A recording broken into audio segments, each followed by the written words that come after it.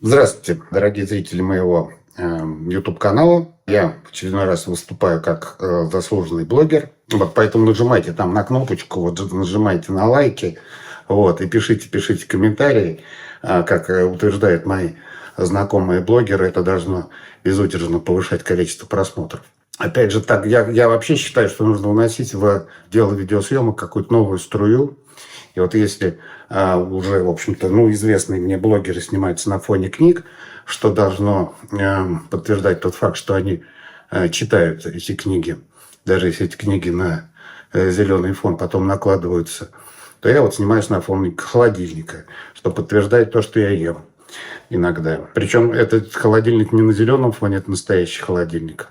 Вот. И таким образом нужно открыть новые горизонты для вот такого блогерского видеоконтента. Можно сниматься на фоне холодильника, стиральной машины, посудомоечной машины. Если ты снимаешься на фоне стиралки, то значит ты подразумеваешь, что ты ходишь в чистой одежде.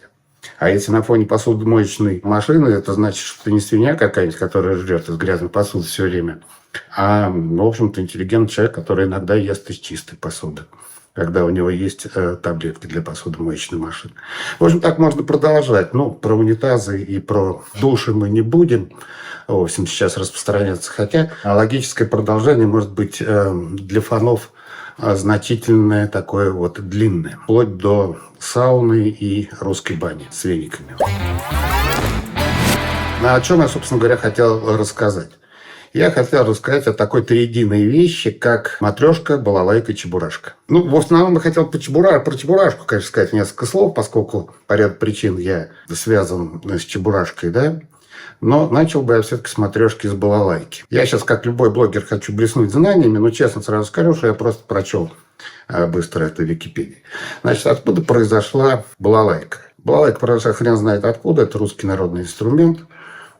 Скорее всего, она произошла откуда-то с Востока, но это было в 1600 каком-то году. Правда, в это время Ньютон уже написал свои законы, откуда-то с Востока пришла балалайка с двумя струнами на территорию того, что тогда считалось Российской империей.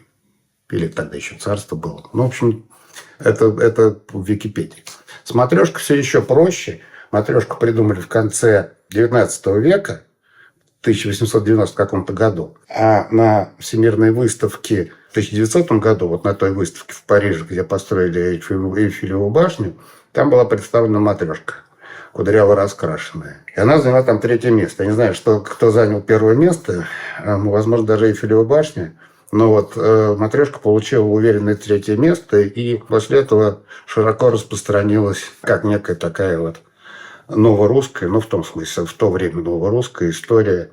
А так-то она произошла от кукол японских, в общем, которые тоже вставлялись одно в другую. В этом, конечно, вот так, если не предвзято посмотреть, много такого японского. Одно все в другое вставляется, открывается. Так вот было творчески переосмысленно. Матрешка. И чебурашка, да? А почему я говорю о этом триединстве? Потому что, как-то вот это вот сейчас само собой разумеется в 21 веке, что матрешка, балалайка, чебурашка – все. С чебурашкой, в одну историю это вместить сложно, да и не буду я это вмещать в одну историю. Но с чебурашкой вот какая ситуация. Мой папа, который умер очень давно, 30 лет назад, естественно, раньше, чем он умер, где-то через год после моего рождения, сделал такой фильм «Крокодил Ген», когда появился, собственно говоря, Чебурашка. Потом он сделал фильм «Чебурашка» через 5 лет, где там Чебурашка с пионерами.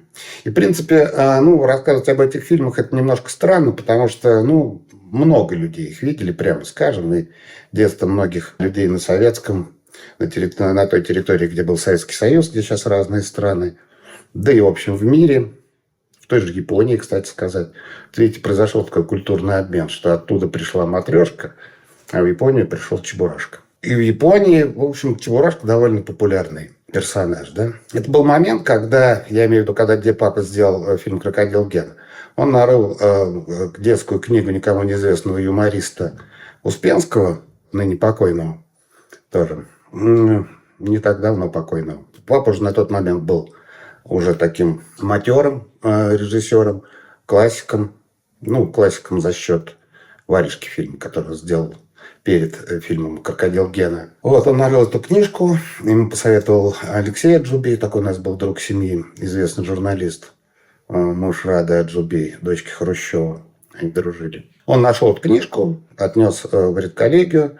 Ему сказали, роман ты с дуба упал, собрался какое-то говно экранизировать, сделал бы лучше что-нибудь такое, типа варежки. Но он сказал, мне вот хочется. Ну, хочется. И, значит, впоследствии выпустил этот фильм, получил за него 3-ю категорию. Я тогда еще был маленький, остался ни жрамши, ни пимши, потому что за 3-ю категорию лишали постановочных, а и режиссера, и всю группу. Ну, а кино стало известным. Ну, книжка, понятное дело, была дрянь. И вот по этому поводу существует много семейных легенд, что делалось это с меня, с моего, значит, образа. Ну, разумеется, это делалось с моего образа, потому что вдруг у папы родился сын, 46 лет. Ощущение ребенка, появившегося в семье, понятно, что его вдохновляло. И что я могу сказать, собственно, про самого Чебурашку, да? Ну, понятно, папа написал сценарий, тогда по этой книжке снял фильм. И понятно, что все права и фактически, и, что называется, по понятиям, принадлежали ему. И, собственно, потом развернулись битвы, значит, за эти права, в которых я старался по мере сил не принимать участие, потому что у меня было много своих дел. Но не хочу об этом сейчас, не хочу. И вот был создан такой воздушный образ. Папа был еще, вообще-то, очень известный художник. Ну, художник-мультипликатор, график. И вот среди этих антропоморфных зверей, которые были в «Крокодиле Гене», появился такой герой Чебурашка, да? Очень странный. У него были уши совершенно не соответствующие никакой практической надобности. И у него даже не было зубов, у него даже не было рта. Рот делался такой маленькой бумажечкой, которая клеился покадрово. И вот что получается. На фоне этих антропоморфных зверей, там крокодил, лев, причем еще и хищных зверей, появился такой не зверь, не ребенок, а, в общем-то, ощущение от появления нового человека и то есть меня в семье, и того, как он адаптируется, как он живет, да, как он действует. Судя по всему, у папы получилось, потому что этот вот Чебурашка стал, в общем, таким же символом того, во что трансформировалась Российская империя, Советского Союза, как и матрешка и балалайка, с чего начали. И вот что тут получается. Вот что получается. Союзмультфильм вообще-то была студия союзного подчинения. То есть привачен продукт для создания этого фильма создавал весь Советский Союз, включая Украину, Узбекистан, Казахстан и Российскую Федерацию. То, в общем, с какого боку припеку это прилепилось все потом к России и стало ее достоянием. Но с такого боку припеку, что, в принципе, был такой момент, когда было бесхозное, но бери что хочешь, да?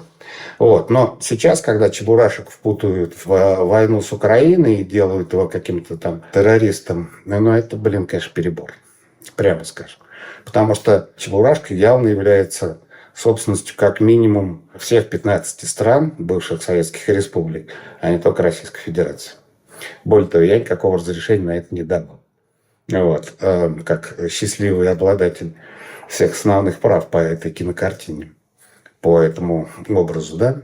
Как это случилось? Ну, как говорится, трагическое стечение обстоятельств. Я имею в виду, что появился какой-то говнофильм с тем же названием, да. Но, как говорится, не уследили. И потом, как можно уследить за некой конструкцией, которая, в общем-то, тех самых детей похищает во главе с начальником, да. Я имею в виду Российскую Федерацию. Вот, уж понятно, что спереть Чебурашку – это как бы дело святое, да. Причем, надо понимать, какие люди этим занимались, да. Люди абсолютно никому неизвестные и тотально бездарные, да. Ну, такие, знаете, мы люди маленькие, сами ничего придумать не можем. Ну, я имею в виду там, что значит Союзмультфильм? Вот остался Союзмультфильм. Вот, чистая этикетка. Союзмультфильм деградировал стремительно еще как раз в 93-94 году. И осталась от него этикетка. До этого, естественно, при советской власти все основные мультфильмы производились на Союзмультфильме, и еще частично на студиях советских республик. Деградация произошла стремительно. И те мультфильмы, которые уже стали производиться, они стали производиться вне Союзмультфильма. И там образовалась такая группа людей с периодически меняющимися директорами в Союзмультфильме, которые собирались по принципу «мы люди маленькие, тупенькие, но денег хочется, жить надо», и так далее, и так далее. И вот это, значит, деградация шла, потому что деградации пределов нет, падать может куда угодно. И дошла вот до того логического момента, когда эти люди маленькие, ножки тоненькие, решили срубить бабла таки на большом кино с Чебурашкой. Казалось бы, ну, слушайте, ну вот зачем лезть в искусство, в анимацию, в мультипликацию, если тупо хочется срубить бабла? Ну, пойдите, торгуйте цветами, да? Но надо признать, что вот эти вот, вся эта группировка производителей этого фильма, ну, прям реально прям совсем тупенькие, совсем бездарные. Поэтому я боюсь, что цветами бы они торговать не смогли, потому что для этого нужны некоторые способности, какие-то деловые качества. Все это несчастье обрушилось на бедный соцмультфильм и на бедного Чебурашку. Что могу сказать про это произведение? Ну, произведение, конечно, громко сказано. Продукт, который сейчас вышел в игровом виде. Ну, во-первых, это понятно, что если оттуда вынуть Чебурашку, то это будет набор хреново играющих актеров посредственных, еще и старых, внутри бездарного абсолютно атмосферы, ну, просто отсутствующий, и не менее бездарного сценария, который по уровню ниже среднего КВН. Плюс в самом Чебурашке случилась, конечно, трансформация. У людей, у зрителей, я имею в виду, возникло понятное желание припасть к тому, на чем они выросли, и что является у них ощущением чего-то хорошего. Поэтому сборы были гигантские. Но сам факт, что эти тупенькие пассажиры, я имею в виду, кто произвел этот цельноворованный фильм. Во-первых, они сделали Чебурашку с зубами. Я имею в виду, вернее, скорее даже во-вторых, потому что, во-первых, просто это не фильм. Потому что, опять же, при изъятии оттуда Чебурашки это просто набор каких-то глубоко бессмысленных и крайне беспомощных сцен и диалогов. Да? Понимаете, что они сделали с Чебурашкой? За неимением мозга они сделали его с зубами. Вот этот образ такого воздушного полудух, я не знаю, полупредставления о ребенке, о детстве, о счастливом детстве, у него появился ряд таких хорошо выращенных зубов. То есть это значит что? Что у Чебурашки все хорошо с кальцием. Учитывая, что все-таки подразумевается, что нигде не сказано, что Чебурашка вегетарианец, то, вероятно, он жрет мясо. Причем при таком количестве зубов он жрет мяса много. Поскольку нет вот этой абстракции, что какого возраста ребенок, как, что, вот он только постигает мир, то есть зубы у Чебурашки уже выросли. Вот, то есть до шашлыков вполне может шашлыки, короче говоря. Так же, как и отбивные. И тут второй вопрос возникает, из кого отбивные жрет Чебурашка? Понятно, лучше бы он съел отбивные из этих товарищей, которые, собственно говоря, протянули свои грязные, худые, слабые ручки к святому. Я имею в виду вот этих всех, вот это все говно, которое произвело этот фильм.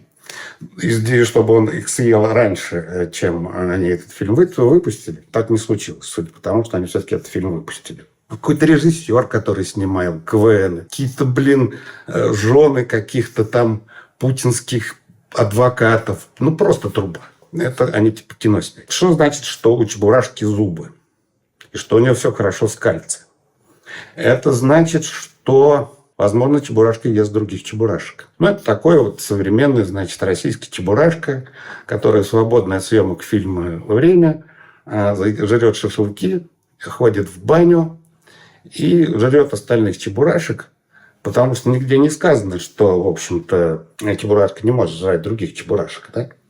И, в общем-то, понятно, как всякое бездарное произведение, все это доведено до абсурда. Конечно, я так немножечко с некоторым напряжением острю по этому поводу, потому что все эти фильмы чебурашечьи делались в момент моего детства, и, собственно говоря, я помню, как писались песни, бегут неуклюже, все. И, конечно, говорить мне, честно говоря, об этом больно. И, в принципе, более подробно я об этом поговорю в каком-нибудь другом видео. Но поговорить все-таки придется. А вот что касается моего мнения про этот фильм, который меня часто спрашивают, собственно, вот такое мнение, что, к сожалению, вся Российская Федерация, все, что с ней связано, сейчас дошло до той фазы деградации, что к чему не притронется, все в говно превращается. Чебурашка тут не исключение. Это такая печальная история. То есть такая, можно сказать, затейливая история с печальным концом. Всего.